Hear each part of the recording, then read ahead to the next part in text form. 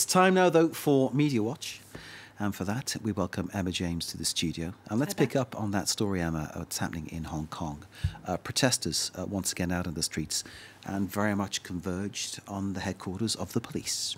Yes, it's the third time in such a short space of time because, of course, Sunday we saw 2 million people out on the streets. The numbers are lower today, but certainly they're swelling as the day has gone on, and they are converging on the police headquarters, chanting things like "Release the righteous," because of course some protesters have been arrested, and "Shame on police thugs." Now, as well, obviously, as protesting against that initial extradition bill that actually brought them out onto the streets in the first place, they are also protesting about police violence. 4,000 riot officers on standby, but they are certainly treating this very differently to how we have seen in recent days. Sunday's protest was probably one of the largest peaceful demonstrations in human history, and the New York Times has actually stitched together all sorts of images, aerial images and the like, to show the scale of what went on Sunday. It's a city of 7 million people. They think 2 million people were out on the streets. Government estimates are much lower, but it's pretty clear that there are many, many people who are out on the streets on Sunday. Will it go away anytime soon? Well, it does appear not, because Joshua Wong, who you may remember was released from prison just a few days ago after spending 2 months in prison on contempt charges because of his involvement in the Umbrella movement back in 2014. He is saying to people that we have to demonstrate on the 28th of June. It's when the G20 summit will be in Hong Kong. It's when they have the best chance of making themselves heard to a global audience. So this isn't likely to go away anytime soon.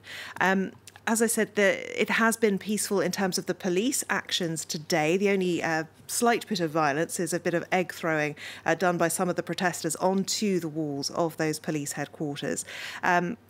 What the protesters have also been doing is calling attention to the brutality that we have seen in the past by putting photographs, posting them on the walls outside the HQ. Amnesty International have today verified that, yes, there have been cases of police brutality in Hong Kong. They confirmed it's unnecessary and excessive use of force. This was on the 12th of June, where tear gas, rubber bullets, pepper spray were all used. Protesters who weren't fighting in any way or fighting back were seen being beaten. They say they have 14 cases verified on tape showing violations of international law and standards of force by law enforcement. It's interesting to see, though, the contrast in the way this is being treated in the media. If you look in China, the China Daily, first of all, it's actually very difficult to find this article because it's certainly not on the front page of the website. But they insist that most people in Hong Kong want a return to normality, that radicalism can achieve nothing but chaos, they say, and they're warning of the financial implications for Hong Kong too if the protests continue. The Hong Kong Free Press, I should say, has a very different take, as you would expect, of course, saying that these aren't radicals. It's a real cross-section of Hong Kong society. And what they say is the only people showing leadership right now are those who are leading that protest. And we continue to watch for all developments from Hong Kong. Now, next, you have news of a happy ending after an artistic mishap. I'm intrigued. Yes, absolutely. Well, there have been a few tales of desecrated Spanish artworks in churches over the last few years.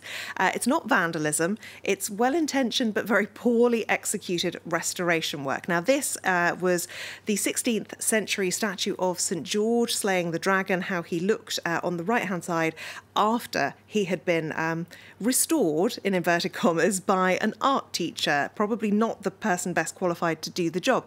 At the time, people said that he now resembled Tintin more than he did St. George, and also that he looked like a Playmobil character. But I can report that he has been restored to something like his former glory. It took 1,000 hours of work, and what's amazing is that it cost them €33,000 to get him back to this state, rather than just the 10 or 12 it would have cost had he been restored properly in the first place. They have lost some layers of the original paint. She'd used plaster, she'd used the wrong kind of paint. It was an absolute disaster. What's interesting, though, is the authorities in this village didn't want to capitalise on it. They didn't want to kind of embarrass themselves, if you like, But it's something that has actually worked for other Spanish towns. You may remember Borja, where they had the picture of Christ that became dubbed Monkey Christ or Monkey Jesus. I remember. That has actually produced a huge boost in tourism. 16,000 people every year go to see this image, where again it was restored by somebody who meant well but did not do a good job.